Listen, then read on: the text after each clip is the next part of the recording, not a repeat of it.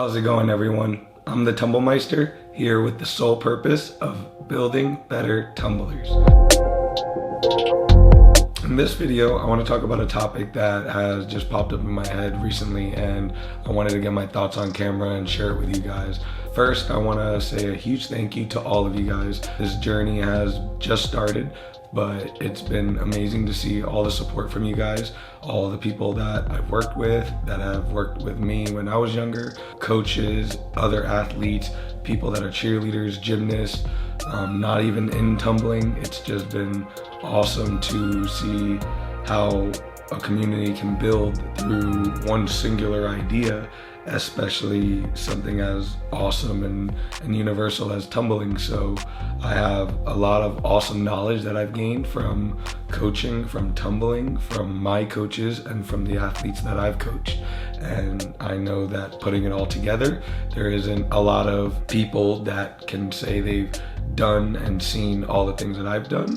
I think it's about time that I've shared that all with you. It's gonna be fun to see where I'm at, a couple months from now, a year from now, and I can't wait to share those stories with you guys, and all the people that I already know are gonna laugh at me in the future when we look at all these old videos. So again, if you're one of these supporters that are already here, you're watching my videos, you're giving me the support when you see me, I thank you guys all so much.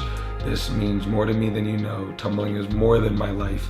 I'm not married, I don't have kids, so everything that tumbling brings me, it brings me literally the reason why I wake up every day. So I want to thank you guys, and now we'll get to the topic. I would say the topic that just kills me, man, as a tumbling coach is when a tumbling coach that is working with an athlete that's working on a certain skill, the tumbling coach gets mad at them, or they think that the skill is easy, even though when that tumbling coach was tumbling and they were working on that skill, it was hard for them, or maybe they didn't even conquer that skill. This also stems into tumbling coaches teaching skills that they've never done before. I'm not saying that you've had to do every single skill to teach it. There's a level that once you get to it, you start getting comfortable just understanding how the body works, and then you can start putting pieces of the puzzle together with other skills. But there's no better teacher than experience. I say that all the time. There are tumblers that can do it, but they're not very good teachers. And there are some very good teachers that weren't the best athletes, or weren't able to apply some of the things that they're able to teach, and they know that work, but it just didn't work for them, or maybe their fear just overpowered. Another thing I like to say to my athletes is we don't get to choose what we're afraid of or how afraid of it we are. And our consistency was showing up and trying to fight that fear every day. Sometimes it works, sometimes it doesn't, but as coaches, we have to understand that this is a marathon, this isn't a sprint. And we're not trying to do skills, we're trying to learn skills, we're trying to make them natural. Now, this is more of a problem that I have with tumbling coaches. And so, I give a lot of info on athletes, but there's some info that I'd like to share with tumbling coaches, and just give my feedback on things that I've seen, things that I've experienced, or it's me seeing other coaches do it with other athletes. And so again, I'm not gonna get all the information that I have in my head down in this one video, but hopefully this stems some more ideas for me, and we can start building some more knowledge for new and old coaches, whether they're very old-fashioned in things that they do, or they're new and they're uncomfortable in their own coaching skin, and they don't have their own identity yet, and they want to do things the right way. So, but there's a level of naivety that comes when we just associate other skills with just, oh, everybody can do this, so you should be able to do this. A lot of the tumblers that have the best technique are the ones that are usually the most mental, or the ones that are the most comfortable doing skills when they don't feel like they are gonna land it, or whatever comes into their head. It's so funny because I'll be like, look, you could do your worst and you'll still land it, but there's some, we'll call it PTSD, from this idea that skills are just easy. And an individual skill at a tumbler's best is technically easy, and it doesn't really matter what it is, especially again at that tumbler's best. Anything can happen. I mean, I got kids that trip and fall walking up to the floor, and then they get hurt. I've had kids do the skill that they were afraid of, and then they are celebrating, and then they fall and twist their ankle and they're out 3 weeks. So the craziest thing to think about fear is that we don't ever have the feeling of fear when the thing we're afraid of happens. We usually fear it before it happens. And so preparation sometimes is bad, because if you're preparing to do the thing you're afraid of, you're kind of setting it up and you're kind of manifesting it to happen. And if you prepare the thing that you want, and if you prepare the destination the right way, you're gonna get there even if it's not exactly there every time. It's better to have a positive mindset where maybe it doesn't succeed every time, but it's something that you know you can improve on, instead of putting almost a barrier on yourself because you're saying this is too hard, or I can't do this. Us as coaches, we have to understand that not every athlete is the same, not every child is the same, not every tumbler has the same goals. And one of my favorite charts is a chart that shows that, it's like, this is your best, this is your best, this is your best, this is your best on any given day. And it's just an explanation to show you that, you're gonna, if you try to give your best, it's still not gonna be the same result every time. When we're doing skills as tumblers, we sometimes do that skill with a coach's mindset.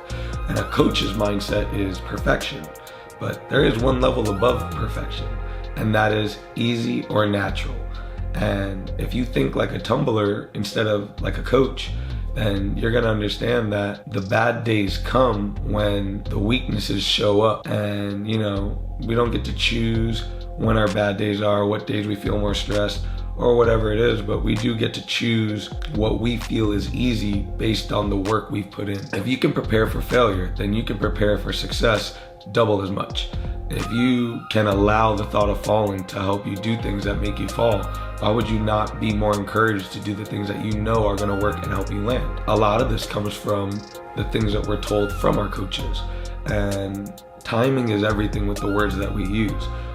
There's so many times that my tumblers look at me because they hate me because I said, oh my God, that one was so good. And they fell on it. And they're like looking at me like, but coach, why are you telling me that I did a good job, but I fell? And I tell them that if the whole process of the skill that we're doing had 8 parts, and you did part 1, 9 out of 10, part 2, 9 out of 10, part 3, 9 out of 10, all the way up to part 7, 9 out of 10. You did 90% quality, but you got to the last part and you did 40. You could have done literally a perfect process all the way up to the last part and failed. But there's a lot of tumblers that are comfortable with the ending result. And so that 1 through 8 process, now it looks like it's going 4 out of 10, 3 out of 10, 2 out of 10, 1 out of 10, 5 out of 10, 7 out of 10. And then when they get to the last part, yeah, maybe the landing was an 8 or a 9 out of 10. But I always say a 9 out of 10 that didn't have that process to begin with is called luck. And when you rely on luck, that's not something that's in your control. And those days that we call our bad days, that's when the things that are not in our control start not really want to be controllable. You have to rely on your technique, and your technique needs to be not something that you think about. And you need to know it works. You need to believe it works. That comes from coaching. You have to know that even failure can show you things that work, and emphasizing the things that work are gonna make those become more natural, so that a tumbler that has 1 or 2 corrections every time, it's a lot easier for them to put that in their head when they're about to throw a skill they're afraid of than saying, I have to fix this today. Now today I have to fix this. Today this is bad. Like, that doesn't work for tumblers. I say that when I teach tumbling, I look at it as a tumbler first. I try to imagine that I'm in the tumbler's body, because there's so many times that I want to react as a coach where I say, oh my God, why did you do that? That's bad. You're not supposed to do that. But then I instantly go back into my tumbler brain and I'm like, oh my God, she kind of had to do that. She did a mistake here, so she had to do this over here to make that land. If a tumbler can adapt in a short amount of time where they not only are making the mistake, but they're processing how to solve the mistake to get to that result, that works. That is something that they can use, but it's not something that they want to rely on. The idea of perfect is not so much 10 out of 10 every time.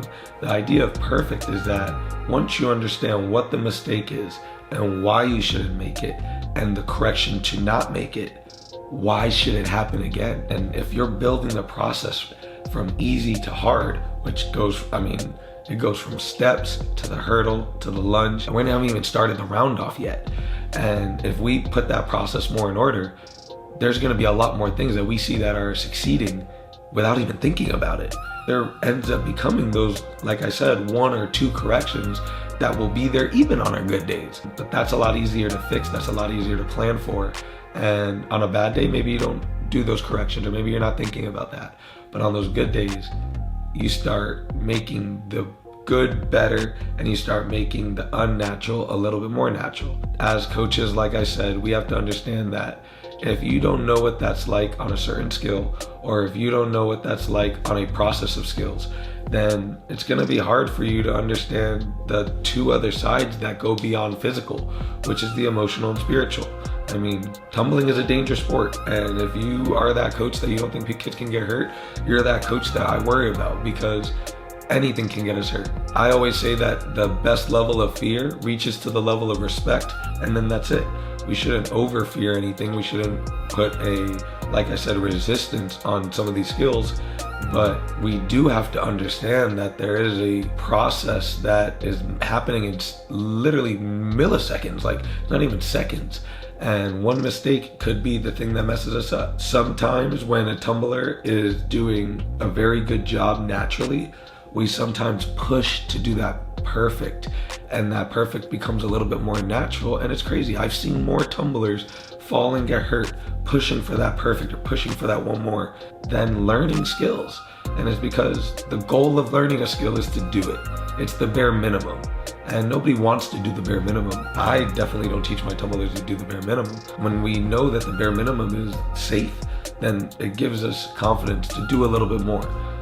When we start feeling that little bit more, start becoming a little bit more stress instead of a positive feeling that we want to incorporate in our tumbling, that's a recipe for disaster. And we call so many things mental blocks, but I call them mental resistances because we put them on ourselves and they're easily taken away. And that's why sometimes when a tumbler is having a bad day, you go back. I'm very adaptive when I coach my tumblers. Sometimes I want to work on one thing and I tell them, look, in this entire private, if we do this one thing and we improve that one thing, let's have fun. Let's work on other skills. Let's do things that we don't even think about. And if you're having a really good day, then let's try to go 2 and 3. But I don't stress about trying to have the most perfect privates, because there's growth that's gonna happen in all other areas. And another thing that I do is maybe I have a plan for that private that day and I'm gung-ho, I'm ready to go. But then that tumbler is not having a good day, or maybe they're stressed out from school, or maybe they had a bad test. There's so many factors in these kids and athletes' lives nowadays that we have to be adaptive as coaches to say, all right, I'm trying to make this athlete's day better. I'm not trying to pile on and be a part of the negative that is almost isolating these athletes. We need to be the step below a parent.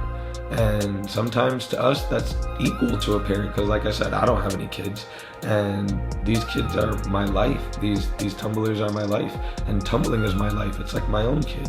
So putting them together, I'd do anything for them. And you have to understand that you're here for them. You're coaching them. They're not tumbling for you. And with that mindset, I believe that there are going to be a lot more successful tumbling coaches, because there are so many good tumblers out there now, and the quality of athletes out there nowadays is it's incredible. And so what we got to do is, the little things that can't go away are words like discipline and training and consistency, because natural is good to an extent, but then we have to progress. The goal is to, like I said earlier, a higher level above perfect is easy or natural. So as coaches, we only want to perfect when something is easy and natural. And then once that thing is perfect, let's start making that easy and natural. Sometimes we got to move on so that we can show a tumbler that the previous skill is not that hard. And sometimes we got to go backwards and we got to work on a skill that maybe they do have that weakness on, but they're not going to be able to fix it that day or that week. But with a process of working on other skills and doing other drills, they'll get that skill better.